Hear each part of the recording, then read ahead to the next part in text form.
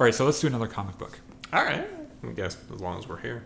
I want to remind everyone this comes from the images that you'll see where we're using this comes from Star Wars Comics. Really cool guy. Go look at his channel. He's got a lot of comics up. So this one we mentioned there being like the Age of comic series. This is also from the Age of Resistance. It's about Poe Dameron called Fight or Flight. And so Poe Dameron to me has always been kind of an interesting character anyway, because he's like, I thought he was going to be like the Han Solo type. When, like before you knew anything about Force Awakens, before you saw the movie, he's not really that at all. He's he's kind of like more like Luke Skywalker from A New Hope, kind of a cocky pilot, maybe a little bit naive in the beginning. I see him as this weird amalgamation of all three of the original trilogy. That's a perfect way to put it. I wish I would have thought of that, because it is really true. Yeah, he has that cocky pilotness from Han, the headstrong attitude, like I can fix anything, from Luke, and kind of the command mentality, listen to me and do what I say, of Leia. Yeah, like that leadership potential too. Yeah, that's a really good point. I love that they developed that in this comic. This is one of my favorite Age of comics I've read. And it starts out with Poe just being kind of like a cocky flyboy on a ship. He's in the New Resistance, or the New Republic Defense Force. Back when they had an army before the trilogy started. Well, there wasn't an army. That's the thing. It was when you read about the New Republic's formation, you find that Mon Mothma demilitarizes the New Republic. But they're like, we got to have like a couple ships, or something. Like we can't just like not have anything. And that's what he's a part of. It's like a couple ships, and they all have uniforms. It's very cute. And he's like kind of looking out the window, and it's like, man, I'm meant for something better. Yeah, this sucks so much. Not really, this sucks. But he's like, I want to go. I got to be in motion. I got to go like do shit. And like his friends, they're all in the canteen. They're like, yeah, okay, go do shit. Yeah, and he goes out, sees the twin sun setting. Da da. Yeah, da, da. Exactly. So someone like shows up and it's like, someone stole the head of a protocol droid. What a wonderful Star Wars problem. Exactly. So Poe Dameron's like, run that past me again. And he's like, someone stole the protocol droid of Admiral Matheson's protocol droid, or whatever. And he's like, this thing has been witness to every conversation the Admiral's had in the last 5 years. That's kind of a problem. Yeah, Poe's like, that's a problem. Let's jump into an X-Wing and blow some shit up. Yeah, and he's because like, that's great. what Poe Dameron does. They get into their X-Wings. The squadron, as far as I can tell, maybe they're called Rapier Squadron.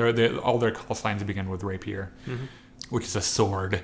If you have a dirty mind. How did rapiers get into the Star Wars universe? Considering that's like a very specific kind of sword from a very specific fencing tradition. I don't know, dude. Why did Luke kiss his sister in Empire Strikes Back? Just calm the fuck down. That's okay. Yeah. So they're like, so we don't know what ship they're on, but they probably took a passenger ship. So good luck finding them. And Poe's like, let's just blow them all up. Yeah. So Poe he finds the ship and he hails them, and a woman responds, and Poe's like, stop, in the name of the New Republic, whatever. Yeah. Stop. Give us the droid head back. And the voice comes back and is like, you are really loud. Like, I need to adjust the volume. Like, and Poe's like, is this okay? He's like, I can talk softer, I guess. He's like, well, no, you're still really, really loud. And he's like, well, I'll just talk real soft. And he's like, stop. I think there's a delay now. And Poe's like, well, I don't know how to fix your radio. And then the ship takes off. Right? Now, this might be a little familiar to you. Last Jedi, the very first scene. Exactly. And I'm, if I would have known this kind of thing before watching Last Jedi, I might have enjoyed that sequence a little bit more. I think most people would have. But this ship takes off like a bat out of hell, and they chase him. They do some chasing. They do some shooting. They get a command that says, blow that ship up. Like, that we can't afford having that droid head getting anywhere else. And right about then, the ship is going into this really dangerous asteroid field called the Lost Souls asteroid field. And, it's a little melodramatic. Yeah.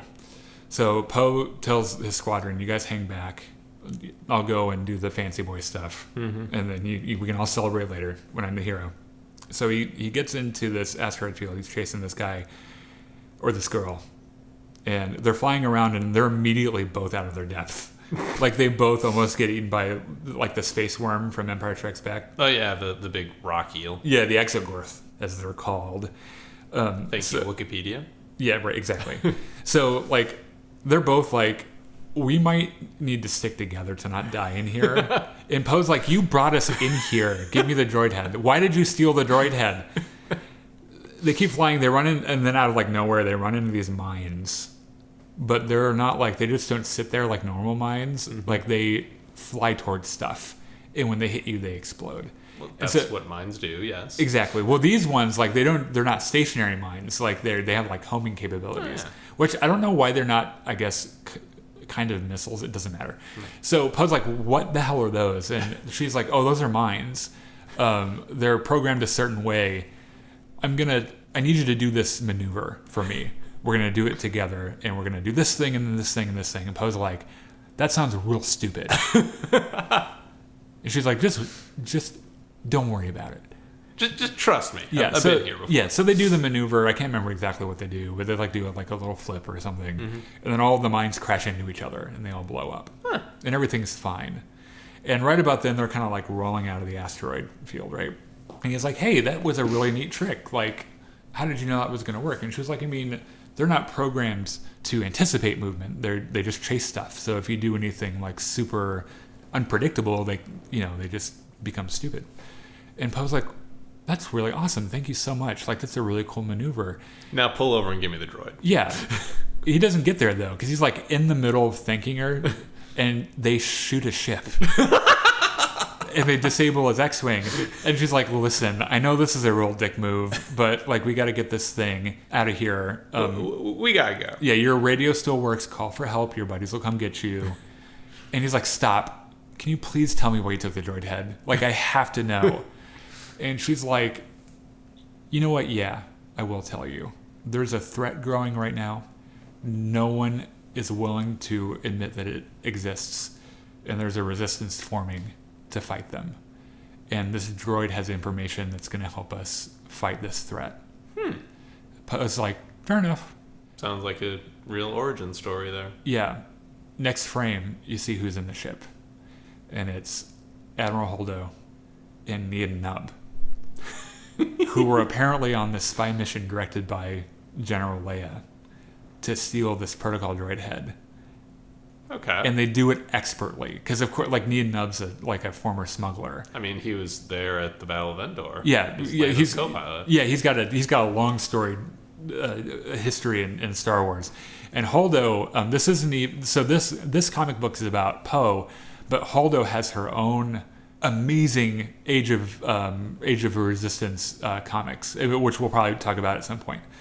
But anyway, great story. I know that Laura Dern is one of my favorite actors in the world. Like, I think one of the first movies I remember ever seeing was like Jurassic Park, and she's one of my favorite parts of that. I thought I really wish I would have kept her alive in Last Jedi. She went out in about the best way you possibly could. Yeah, they're probably one of the most visually stunning things I've ever seen in film too. So anyway, let us know what you think of the story. Like and comment, subscribe. Make sure that you're set up to get notifications when we publish our videos. Subscribe to Star Wars Comics. Yes, he's a cool guy. He legitimately is a cool guy. I've messaged him on Facebook, which is about as close as we can get to knowing people these days. So check him out, read some of those other comics, and we will see you guys later.